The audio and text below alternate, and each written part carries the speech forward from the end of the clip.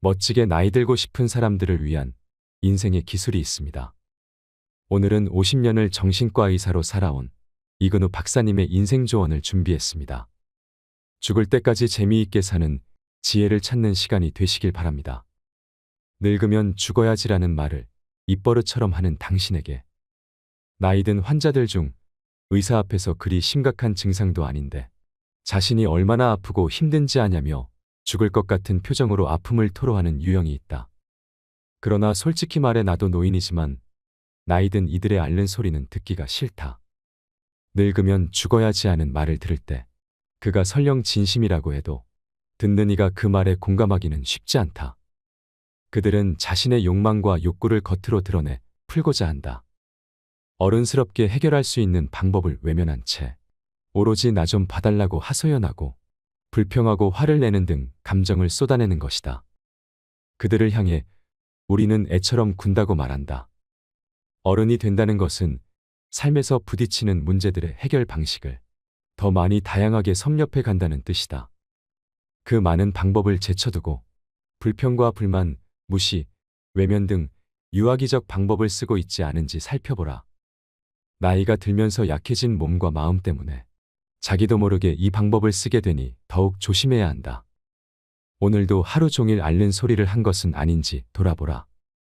그리고 더 시간이 흘러 본격적인 노년기에 접어들었을 때 일상의 고통을 어떻게 표현할지 미리 생각해보라. 힘든 것을 남이 알아주길 절대 바라지 마라. 이것이 바로 나이 든 자의 자존심이다. 얘가 어렸을 때는 안 그랬는데라며 서운해하는 부모들에게, 나이 든 부모가 장성한 자녀들과 소통하기는 생각보다 쉽지 않다. 부모는 자녀가 무슨 일을 하고 무슨 생각을 하며 살아가는지 알고 싶어 하지만 쉽게 묻지 못한다. 자녀 또한 언젠가부터 부모에게 속마음을 말하지 않는 것이 자연스러워진다. 부모가 물으면 대충 얼버무리며 대답한다. 부모는 눈치로 자식의 사정을 짐작할 뿐이다. 나이 들어 생기는 부모와 자녀 사이의 거리감은 당연하다. 아무리 친구처럼 지내도 부모는 자녀를 속속들이 알 수 없다. 그럼에도 어릴 적 키울 때처럼 자녀에 대해 모든 것을 알려고 한다면 오히려 갈등의 골만 깊어지고 자녀는 불효자식이 되고 말 것이다. 장성한 자녀에 대해 10%만 알고 있다면 그것만으로도 부모는 충분히 행복해질 수 있다. 그 10%로 대화의 물꼬를 터라. 10%가 자녀의 취미일 수도 있고 직업과 관계된 무엇일 수도 있다. 나의 큰아들은 천문학자다. 나는 아들과 대화하는 방법으로 별에 관한 추억담을 적어서 아들에게 보여준 적이 있다. 꼭 얼굴을 마주하고 이야기를 나눌 필요는 없다.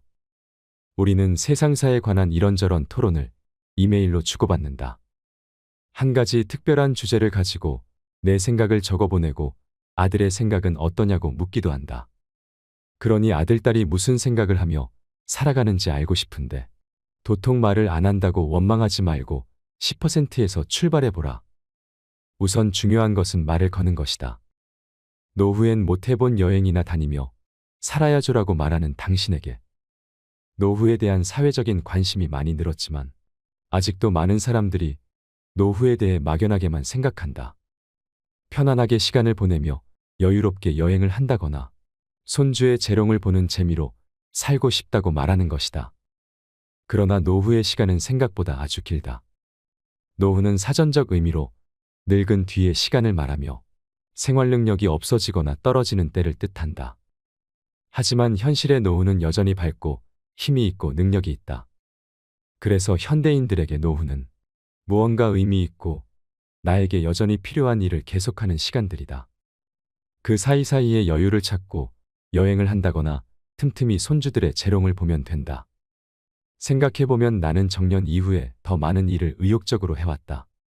병원과 학교를 떠난 뒤 더 자유롭고 창의적으로 살아왔다. 상담과 네팔 의료봉사, 보육원 아이들 돌보기, 석불연구, 사이버대학 입학, 청소년 성상담활동, 노인교육 등 그 가지수도 무척 많다.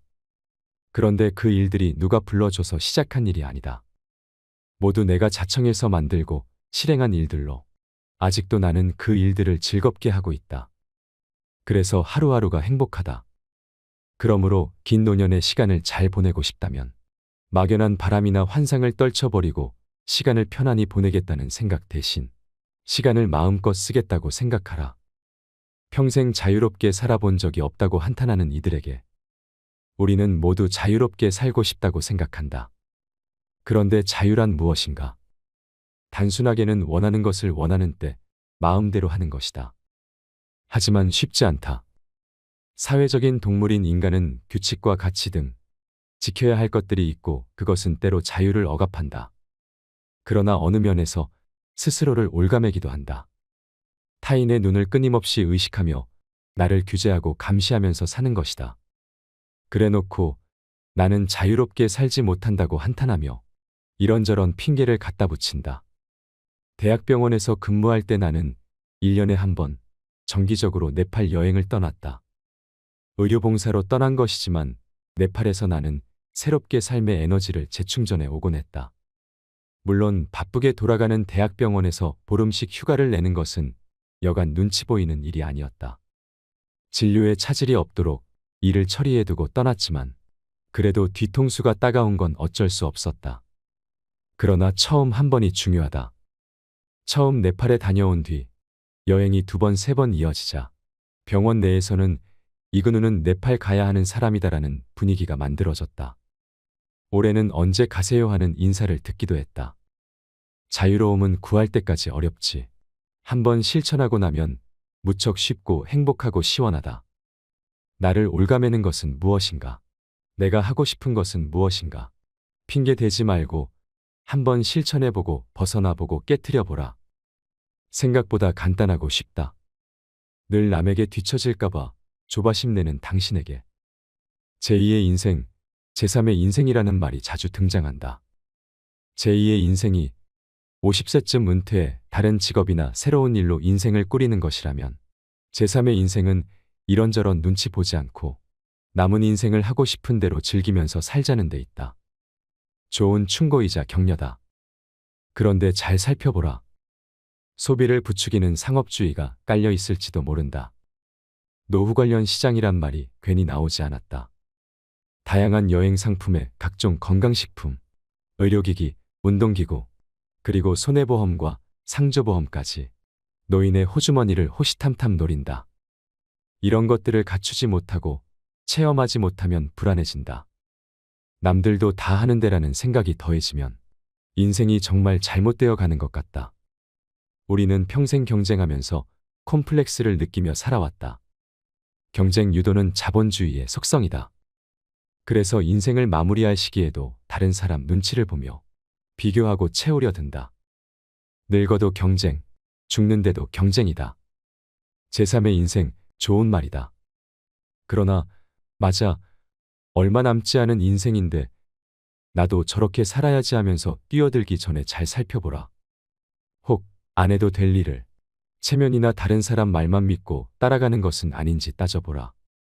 그렇게 살아야 꼭 좋은 인생, 성공한 삶이 되는 것은 아니기 때문이다. 남에게 뒤처지지 않는데 소중한 시간을 다 써버리지 마라. 뭐든 지나치면 원치 않은 일이 벌어지듯 좋은 욕심도 지나치면 모자람만 못하다. 내가 자식을 어떻게 키웠는지 아냐며 억울해하는 부모에게 많은 부모들이 자식에게 쏟아부은 정성을 희생으로 여긴다. 아이를 자신의 분신으로 여기고 내가 너를 어떻게 키웠는데 하면서 억울해하는 것이다. 그러나 누가 누구를 위해 희생한다는 것 자체가 착각이다. 자녀를 위해 희생하는 것이 아니라 자녀가 성년이 되어 홀로 자신의 생활을 해나갈 때까지 돌보는 것이 부모의 도리다. 이는 부모의 책임을 다하는 것이지 희생이 아니다. 그리고 자녀는 나의 분신이 아니다. 자녀는 자녀가 가진 인격 수준대로 이 세상을 살아갈 권리가 있는 독립적인 단위다. 자녀의 독립성을 보장하기 위해서는 부모의 준비가 필요하다. 자녀가 성장해 독립적으로 자신의 삶을 가꾸게 되면 부모도 과거의 상처나 자녀를 위한 희생적인 돌봄으로부터 자유롭게 떠나와야 한다. 그동안 자녀를 돌보기 위해 조금은 소홀했던 자신을 돌보고 새롭게 펼쳐진 인생을 마음껏 누려야 하는 것이다. 그러니 자녀가 독립할 때가 되면 기꺼이 자식을 떠나보내라. 억울해할 일도 섭섭하게 느낄 일도 아니다. 그것이야말로 부모가 자식에게 줄 수 있는 가장 큰 선물이다. 자식이 부모에게서 독립하려고 애를 쓰듯 부모도 어느 순간부터는 자식에게서 독립하는 노력을 기울여야 한다. 노후 자금을 하나도 모아놓지 않아 불안한 이들에게 노후 준비라고 하면 사람들은 대부분 돈을 벌어놔야 한다고 생각한다. 평균 수명이 길어진 요즘 인생 계획에서 노후 자금은 매우 중요한 의무사항이 되었다. 그런데 여기에서 경제력은 무엇인가 생각해보자. 경제력을 단순히 돈에만 국한하고 자기만을 위해 쓰는 것이라고 생각하는 것은 나이 든 후의 삶을 생물학적 수준에 머물게 한다. 모아놓은 돈으로 먹고 자고 놀고 즐기다 삶을 끝내는 것 말이다. 경제력에 대한 생각을 바꾸지 않으면 재미없는 노후를 보내게 된다. 그러나 내가 가진 물적, 정신적, 인적 자원을 잘 결합시켜 내 삶을 스스로 꾸려나가겠다는 의지를 경제력에 포함시킨다면 얘기가 달라진다.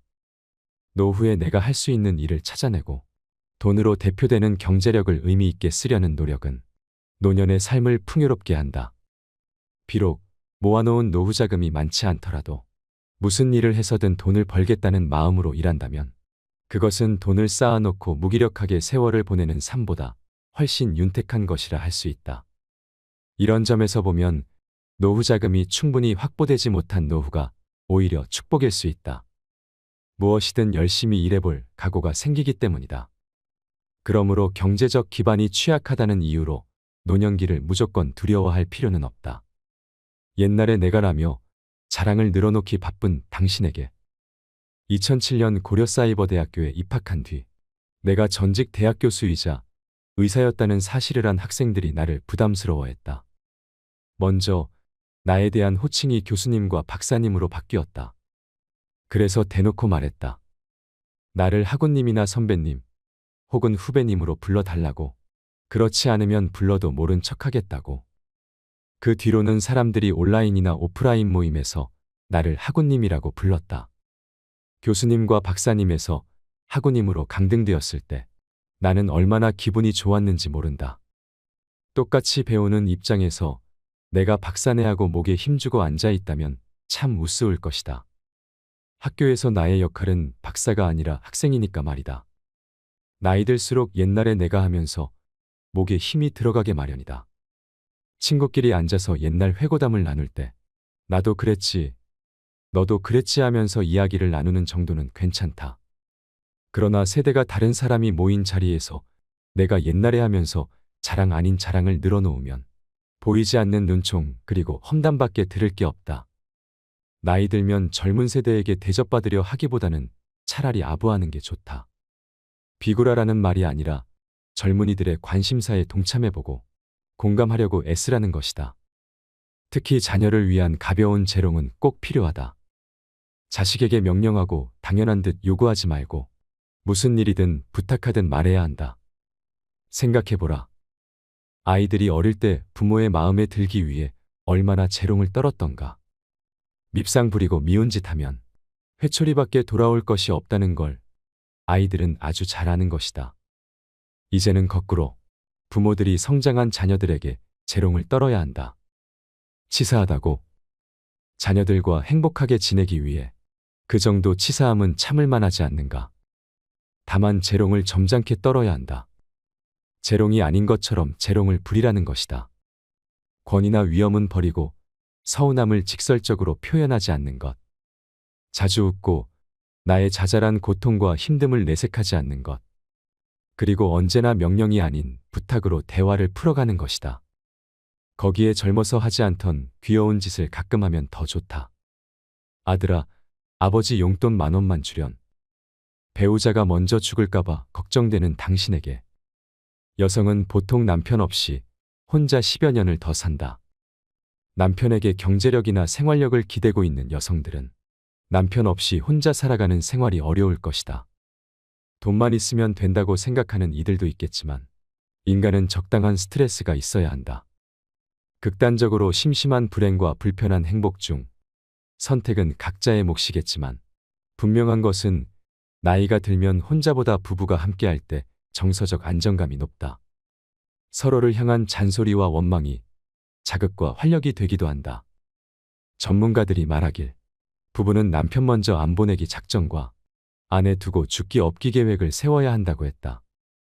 건강에 힘쓰고 생계대비도 하며 함께 오래 살 계획을 세우라는 것이다. 백년해로라는 말이 골동품처럼 취급되는 요즘이지만 나는 평생연분은 인간만이 만들어가는 것이며 한 사람에 대한 평생의 사랑과 봉사는 여전히 아름다운 가치라고 생각한다. 그때 나는 왜 그랬을까라며 자꾸만 후회하는 당신에게 그때 다른 선택을 했더라면 어떻게 되었을까? 그 일이 왜 나에게 일어났을까? 좀 더 참아볼 것을. 누구에게나 나쁜 과거, 아쉬운 기억, 후회가 있다. 나이가 들어갈수록 회상과 아쉬움 그리고 불만 등 기억의 가지수는 늘어간다. 우리는 곧잘 과거 속에 빠진다. 이미 지나간 것이라는 사실을 알면서도 과거는 곧잘 현실을 가로막는다. 불가에서는 지금 내가 선 자리를 꽃방석으로 만들라는 말이 있다. 과거도 미래도 보지 말고 지금을 보라는 말이다.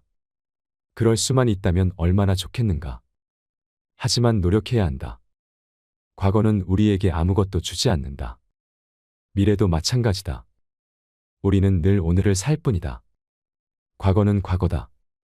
살아온 시간이 길수록 몸이 바쁘지 않을수록 과거 속에 살기 쉽다. 제일 좋은 것은 과거를 잊어버리는 것이지만 완전히 잊기란 불가능하다. 그렇다면 갖고 놀아라. 과거는 심심할 때 잠깐 불러내가지고 노는 것쯤으로 생각하면 어떠한가. 긍정이란 말의 의미를 잘못 알고 있는 사람들에게 내 젊은 시절 사진을 보면 좀 강한 인상이다. 큰 키에 눈썹은 짙고 입술은 굳게 다물었다. 그런데 시간이 흐를수록 점점 부드러워지더니 이젠 흰 수염만 붙이면 영락없는 산타클로스다. 나이 들면서 찍은 사진 속에 나는 눈과 입에 늘 웃음이 묻어 있다. 긍정하고 만족하고 감사하면 자연스럽게 편안한 얼굴이 만들어진다. 누구나 아는 사실이다. 그러나 보통 긍정이라 하면 모든 걸 그대로 받아들이는 것으로 오해한다. 긍정이 나쁜 것도 무조건 좋게 받아들이라는 의미가 아니기 때문이다. 즉, 긍정은 모든 걸 좋다고 생각하는 것이 결코 아니다. 진정한 긍정은 일단 나에게 일어난 상황을 수긍하고 그 다음 해결책을 찾는 것이다. 삶이 좋은 쪽으로 흐르도록 하는 에너지다. 나에게도 늘 좋은 일만 일어나지 않을 것이라는 사실을 깨닫는 것이다. 이런 자세가 있다면 나쁜 일이라도 최악으로 흐르지 않도록 내 마음과 행동을 움직일 수 있다. 누구든 아침에 일어나면 몸이 무겁다. 습관적으로 출근 준비를 서두르고 있다면 잠깐 오늘 하루를 어떻게 보낼지 생각해보라. 긍정적인 사람은 오늘 좋은 일이 있을 거라 믿는다. 그러나 진정한 긍정이 고수는 오늘 어떤 일이 일어나든 잘 견딜 것이라고 생각한다. 그 생각이 하루를 결정할 것이다. 그 하루가 모여 평생이 된다. 거절당하면 화부터 나는 당신에게 우리는 대화를 나누는 과정에서 본의 아니게 서로의 마음에 상처를 주고 상대를 아프게 할 때가 많다. 대화의 목적이 상대와 나의 마음을 서로 연결하는 데 있지 않고 어떤 결과를 얻는 데만 있다면 그 말은 폭력적으로 흐를 수 있다. 그렇다면 어떻게 해야 서로 상처 주지 않고 대화를 잘 나눌 수 있을까? 이상적인 대화는 명령이 아닌 부탁이다. 부탁의 대화법은 나이 들수록 특히 갖추어야 한다. 젊었을 때부터 이 대화법을 습관화해야 나이 들어 자연스럽게 나온다. 가족 사이에서도 마찬가지다. 자녀들이 내 마음을 몰라주면 서운하다. 내 뜻과 어긋나게 행동하면 화가 난다. 하지만 돌아보라. 지금 내가 자녀들에게 무엇을 하라고, 해달라고 명령하거나 요구하고 있지 않은지. 자녀들은 이제 성인이 되어 부모의 품을 떠나 독립적인 어른이 되었다. 그러니 더 이상 자녀들에게 명령하고 지시하지 말라. 장성한 자녀들이 반드시 나의 말을 들어줘야 한다는 생각을 이제 그만 버려라. 명령과 지시는 거부를 부를 뿐이다. 자녀들이 내 말을 듣지 않는다고 노여워할 일이 아닌 것이다. 노여움이 든다면 부드럽게 표현할 수 있는 방법을 써라. 바로 부탁하는 것이다. 자동차가 없는 아내와 나는 외출할 일이 있으면 자녀들에게 묻는다. 혹시 지금 외출하니? 같은 방향이면 내 차에 태워줄 수 있겠니? 요새 부쩍 우울하다고 말하는 이들에게 나이가 든다는 것은 한편으로 슬픈 일이다. 힘도 떨어지고 병도 생기고 의욕도 없고 다른 사람들의 존경도 사라진다. 어쩔 수 없다. 인간은 누구나 기본적인 불안을 가지고 있다. 본능적인 불안이다. 우울감도 마찬가지다. 누구나 우울감을 갖고 산다. 살다 보면 나를 즐겁게 만드는 것보다 슬프고 화나게 만드는 일이 더 많으니까 말이다. 그런데 마치 불안이나 우울감이 전혀 없어 보이는 낙천적인 사람이 있다. 그는 원래 그런 기질을 타고난 사람일까? 아니다. 그들은 우울에서 벗어나기 위해서 낙천적인 것을 선택했을 뿐이다. 정신과 의사인 나 또한 갑자기 가슴이 횡하고 맥이 쭉 빠지거나 눈물이 날 때가 있다. 그럴 때는 그 감정을 인정해 버린다. 그러고는 그 감정에서 벗어나기 위해 책을 보거나 공부에 집중하고 사람을 만난다. 이처럼 우울하면 해법을 찾아야 한다. 나는 슬프지 않다며 슬픔을 부정하거나 왜 슬플까라는 생각에만 빠져 있으면 결코 우울에서 벗어날 수 없다. 나에게 일어나는 일들의 대부분은 나의 의지와는 상관없다. 다만 그것을 어떻게 바라보고 이해하느냐는 내 몫이다. 정신과 의사가 환자들에게 해주는 일은 해결 방법을 찾아주는 것이 아니다. 우울증으로부터 벗어나고자 하는 동기를 부여해 주는 것이다. 동기를 부여해 주면 일어나는 것은 환자의 의지에 달렸다.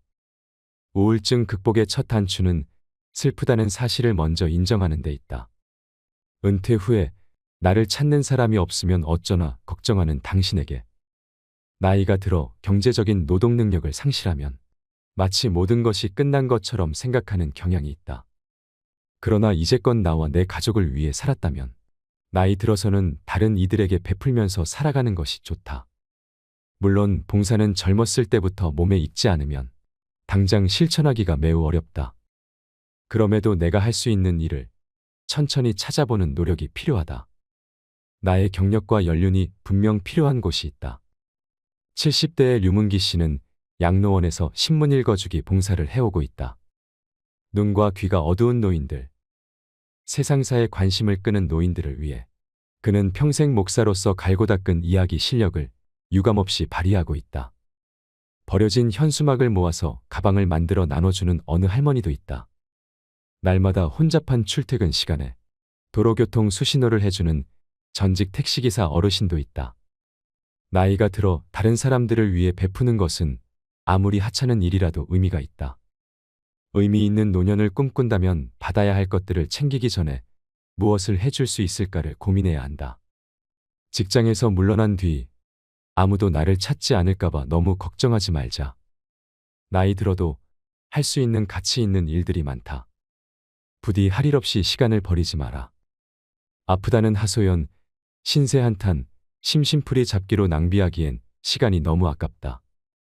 여태 살아준 내가 바보다라며 배우자를 원망하는 사람들에게 나이가 들면 바쁘게 살아온 지난날과 달리 신체적으로 약해지고 생활 세계가 축소되어 가며 활동력이 감소된다. 이 시기에 젊은 부부처럼 살아서는 곤란한 일을 겪게 된다. 생각해보면 노년기에 접어든 아내나 남편만큼 내 삶을 공감할 수 있는 존재는 없다. 부부는 오랫동안 한 집에서 아이를 낳아 키우며 비슷한 경험을 하며 살아왔다. 자녀가 모두 성장하고 나면 부부는 앞으로 남은 시간을 함께 늙어가는 동지이자 늙음이라는 현상을 즐기는 친구다. 상대가 자존심 상하지 않도록 조심하고 서로 격려하며 인정해 주어야 한다. 옛날에 왜 그랬느냐? 당신 버릇은 평생 고치지 못한다. 여태 살아준 내가 바보다 등 노년의 부부는 과거를 곱씹으며 마치 이날을 기다렸다는 듯 서로에게 상처 주기 쉽다. 그런 원망 속에 부부의 남은 삶은 과거보다 더 불행해진다. 그때 내 마음은 이랬노라, 이렇게 해주길 바랐었다는 말로 상대의 공감을 이끌고 어루만져 주어야 한다. 나이가 들면 성 역할이 달라져야 한다. 젊었을 때 남편은 바깥일을 하고 아내는 가사와 양육을 맡았다면 노년기에는 성별이 아니라 관심, 능력, 육체적인 힘 등을 따져 가사를 분담하는 것이다. 방송에서 황혼의 남편이 외출한 아내를 기다리며 빨래를 걷고 화분에 물을 주고 쌀을 씻어 안치면서 말했다. 별일 아니라고 생각했는데 시간이 많이 걸리네요. 아내의 노동, 아내의 수고, 아내의 시간을 이해하게 된 남편이다. 매일 똑같은 문제로 다투는 가족 때문에 지친 당신에게 결혼 초나 지금이나 우리 부부는 똑같은 문제를 갖고 다툽니다. 달라진 게 없어요. 그 성질 어디 가나요? 그래서 한평생 내가 이렇게 고생을 하는 게 아닙니까? 어릴 때부터 도대체 부모 말은 들으려고 하지 않았다니까요. 나는 정신과 전문의로 있으면서 가족 갈등으로 힘겨워하는 사람들을 많이 만났다. 그들은 반복되는 갈등으로 화가 나고 억울하고 마음이 아프다며 하소연했다. 그런데 그들의 이야기는 대개 비슷하다. 배우자나 자녀 그리고 부모가 전혀 변하지 않았다는 것. 하지만 그 말은 곧 그 자신도 전혀 변하지 않았다는 반증이다. 왜 우리는 유행이나 기술의 변화는 쫓아가려고 애쓰면서도 가족관계를 시대의 변화에 맞게 바꿔보려는 노력은 하지 않는 걸까? 나로서는 아버지와 맞담배를 피우는 것은 감히 상상도 못할 일이지만 소설가 박범신은 아들과 담배를 함께 피우며 이야기를 나눈다고 한다. 그들 부자에게 맞담배는 마음을 터놓고 소통하기 위한 장치일 뿐 자식의 무례함이나 아버지의 잘못된 교육이 아니다. 우리는 가족 사이에 갈등이 일어나면 감정적으로 부딪히며 서로가 변하기를 기대할 뿐 좀처럼 문제를 해결하려 들지 않는다. 문제가 발생하면 없던 것으로 하거나 참거나 아니면 피하려고 하지 정작 문제의 핵심을 직면하면서 개선하거나 풀어가려는 모습은 부족하다. 그래서 가족 갈등은 언제나 똑같은 문제를 놓고 똑같은 감정 싸움이 반복된다. 게다가 나이 들면 힘이 빠지고 지치니 더욱 비켜가려 할 뿐 해결 의지는 적어진다. 가족 갈등은 감정이 아니라 이성으로 풀어야 한다. 매일 똑같은 문제로 다투지 않으려면 이성적으로 부딪혀라. 그래야 문제를 조금이나마 풀어갈 수 있을 것이다. 말실수를 하고 후회한 적이 많은 사람들에게 우리는 속마음이야 어떻든 입 밖으로 나오는 말을 더 믿는 경향이 있다. 말을 조심하고 아껴야 하는 이유다. 평생 진료실에서 수많은 인생을 지켜본 나는 삶을 더 풍요롭고 행복하게 살아갈 수 있는 도구로서의 말을 강조해왔다. 과장을 좀 보태자면 말만 조심히 해도 인생의 절반은 성공한 셈이다. 말 잘하는 법에 대해 궁금해하는 사람들이 많은데 별로 어렵지 않다. 해야 할 말과 하지 말아야 할 말을 구분하면 된다. 적어도 하지 말아야 할 말만 안 해도 성공이다. 나는 과연 말을 조심히 잘 쓰고 있는 것일까? 말을 할 때는 다음의 10가지를 명심하라.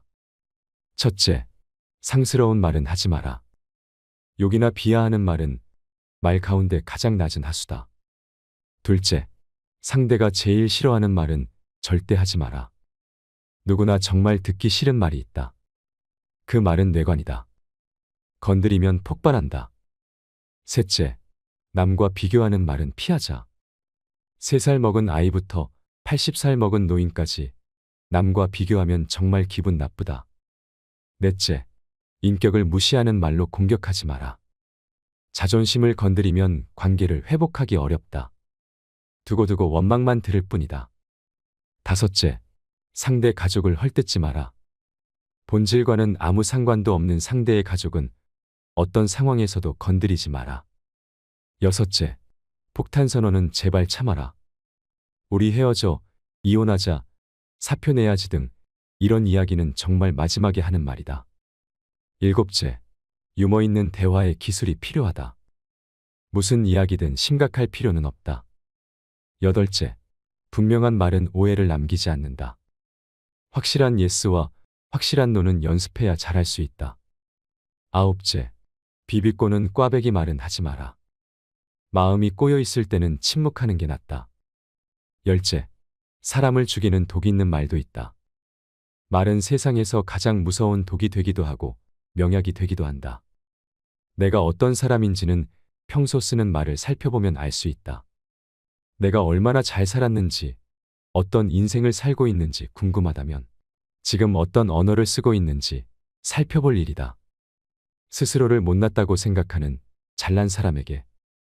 우리는 사회화 과정에서 스스로를 결점투성이로 보고 자신에게 비판과 비난을 퍼붓는 데 익숙하도록 훈련되어 왔다. 그래서 다른 사람에 대한 연민과 배려는 충분히 배우고 익히지만 자신에게만큼은 인색하다. 같은 일을 해도 남이 하면 실수지만 내가 하면 해서는 안 되는 큰 잘못으로 여기는 것이다. 그런데 정신분석학자 아들러의 열등감 이론에 따르면 인간은 원래 열등한 존재로 태어난다.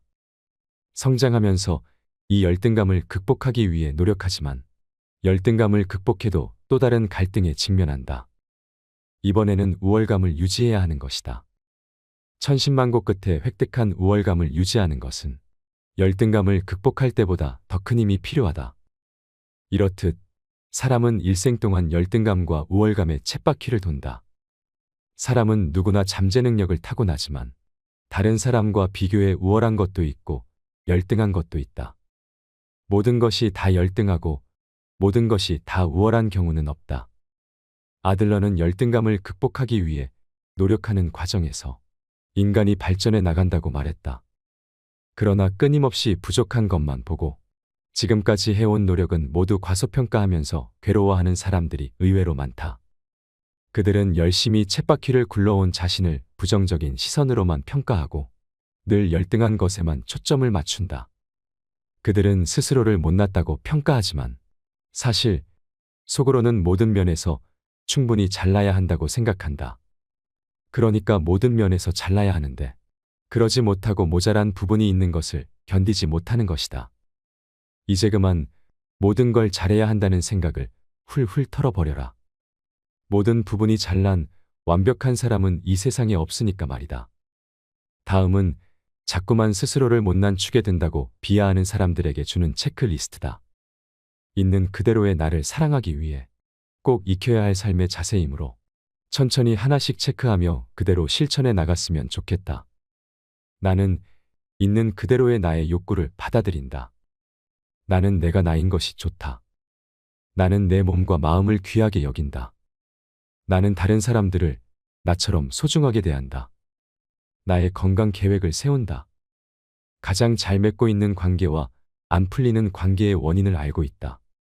나는 나의 감정을 잘 다스릴 수 있다. 나는 내가 좋아하고 잘하는 일을 하고 있다. 나는 돈 관리를 잘하고 있다.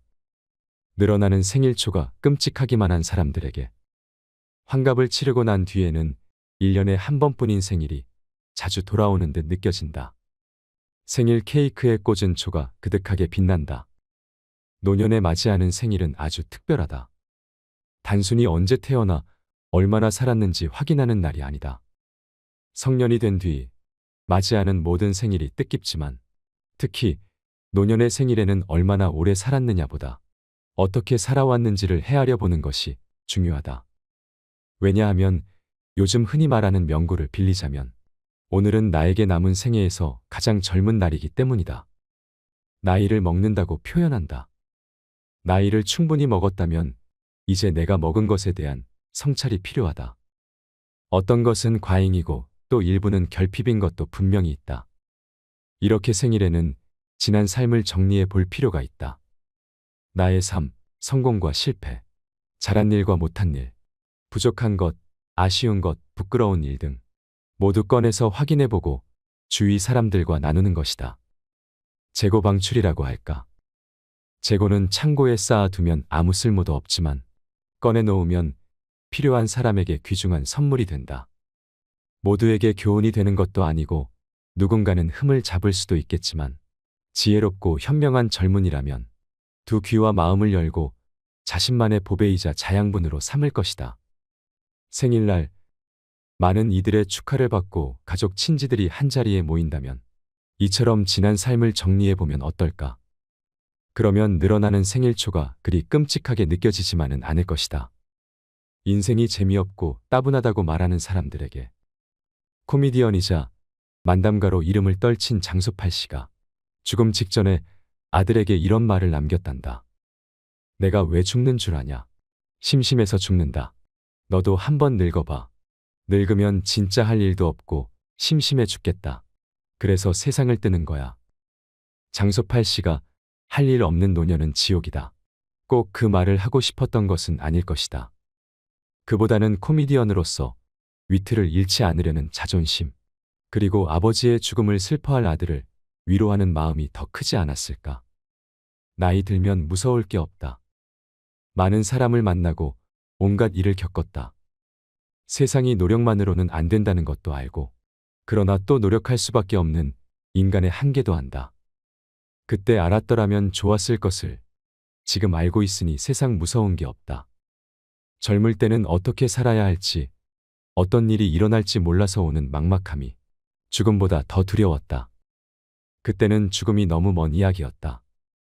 하지만 나이가 들면 나에게 일어날 수 있는 가장 나쁜 일이라고 해야 죽을 일밖에 없으니 앞으로 내 인생이 어떻게 될까 하는 조바심이나 궁금증도 줄어든다.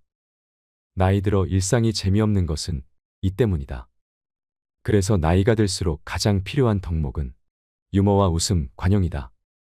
이것이야말로 다 알고 있는 자의 여유다. 그러므로 인생이 재미없고 따분하게만 느껴진다면 유머를 잃어버린 것은 아닌지 한번 돌아볼 일이다. 아까워서 아무것도 버리지 못하겠다는 사람들에게 내 오래된 꿈 가운데 하나는 스님들의 선방처럼 아무것도 없는 깨끗한 방을 가져보는 것이다. 선방은 스님들이 가부좌를 하고 앉아 명상하는 곳이다. 그곳에는 아무것도 없다. 오직 나를 붙들고 앉아 있을 뿐이다. 간혹 스님들의 방에 초대되어 차를 마실 일이 있으면 나는 언제나 그 텅 빈 방, 그리고 그곳을 꽉 채운 고요와 정갈함에 깊은 감동을 느꼈다. 나이가 들어서는 좀 더 자주 방을 정리한다. 하루 종일 책상을 치우고 널브러진 책을 책장에 꽂는다. 매번 이것저것 불필요한 것을 버리지만 아까운 마음이 드는 건 어쩔 수 없다. 그때마다 버릴 것은 미련이구나 하고 깨닫는다. 얼마 전에는 오랫동안 정기구독해온 잡지들을 끊기도 했다. 눈이 안 좋아 더 이상 마음 편하게 볼 수 없기 때문이다. 시간이 나면 보리라 쌓아둔 지가 몇 개월. 이번엔 단단히 마음을 먹고 전화를 걸어 구독을 끊겠다고 하니 월간 미술세계는 구독한 지 무려 30년 가까이 되었다고 한다. 문득 아쉬운 마음도 없지 않았다. 그러나 미안하다고 하며 끊었다. 그렇게 한번 정리를 하고 나면 마음이 한결 후련하다. 그러나 몇 주 안 가 방은 다시 잡동사니로 가득하다. 필요한 자료를 찾다 보면 어느새 방바닥에도 책과 종이로 탑이 세워져 있다. 아, 완전하게 끝까지 깨끗할 수는 없는 것인가. 어쩔 수 없이 또 천천히 버릴 것과 남길 것을 가리기 시작한다. 그래서 모든 게 아까워 도저히 버릴 수가 없다는 사람들에게 나는 말한다. 더 자주 버리고 더 자주 청소하세요. 그러면 됩니다. 오늘 우리는 누구나 인생의 황금기를 살고 있습니다. 다 쓰고 죽어라라는 말을 들어보셨나요? 미국의 유명한 재무설계사가 한 말입니다. 이 말은 돈에 대한 태도도 가리키지만 결국 사는 방식에 집중하라는 뜻입니다. 인생의 시간을 돈에 비유한다면 나에게 주어진 몫의 시간을 아낌없이 쓰고 남김없이 쓰며 노력하며 살아가야 한다는 말이지 않을까요? 인생의 시간을 아낌없이 쓴다는 것은 후회와 자책 등 부질없는 시간을 줄여 내가 할 수 있는 일, 하고 싶은 일을 더 많이 해보는 데 있을 것입니다. 삶의 정답은 없으며 스스로 만들어갈 뿐이지요. 마음은 지극히 주관적인 장소라고 합니다. 그 안에서는 지옥도 천국이 될 수 있고 천국이 지옥도 될 수 있습니다. 누구에게나 두 마음이 다 존재합니다. 그러므로 더더욱 내 마음이 지옥이 되지 않도록 단속해야 합니다. 여러분이 걸어가는 그 길이 평안하고 행복했으면 좋겠습니다. 순간순간의 작은 즐거움을 놓치지 마세요. 이상으로 인생 철학이었습니다. 철학이 있는 당신의 삶을 응원합니다.